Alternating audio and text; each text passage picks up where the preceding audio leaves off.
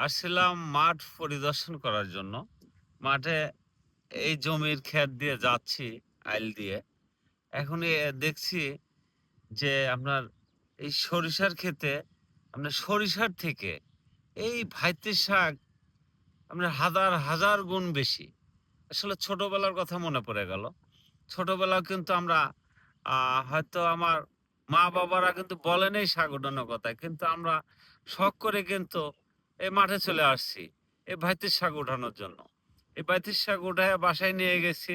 আম্মা এই আপনার গরম ভাতের সাথে এইটা ভর্তা করে দিছে।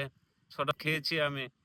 সে কথাগুলো আমার মনে পড়ে গেল। সে ছোটবেলার নিজ হাতে শাক উঠাইয়া বাসায় নিয়ে গেছি।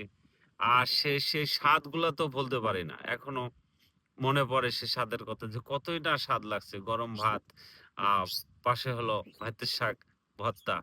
আসলেও অনেক মজাদার। তো আসলেও ভাতের শাক কিন্তু আপনি খেতে আসলে খুবই সুস্বাদু।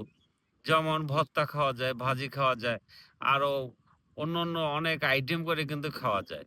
আর একটা ন্যাচারাল শাক এগুলো কিন্তু আসলেও কেউ আমার এই অঞ্চলে পাবনার অঞ্চলে কেউ কিন্তু মানে আবাদ হিসাবে করে না যে একজন আ বীজ বনে তা না।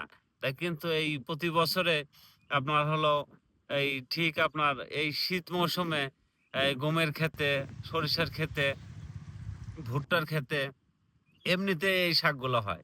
কিন্তু আসলে শাকগুলো কিন্তু খাইতেও অনেক সুস্বাদু মজাদার। যেমন এই শাকের গুণগত মান রয়েছে আপনার আ vitamin A, vitamin B, vitamin C, আ ক্যালসিয়াম। এর মধ্যে কিন্তু অনেক কিছু গুণ রয়েছে যা স্বাস্থ্যের জন্য অনেক ভালো। হুম? ভাতের শাক বেশি খাইলে কিন্তু ত্বক ভালো হয়। তো ভাতের শাকের মধ্যে অনেক রকম উপাদান রয়েছে। তা আমরা আসলেও বেশি, বেশি খাই নিজের স্বাস্থ্যের কথা চিন্তা করে আমরা বেশি করে ভাতের শাক খাবো।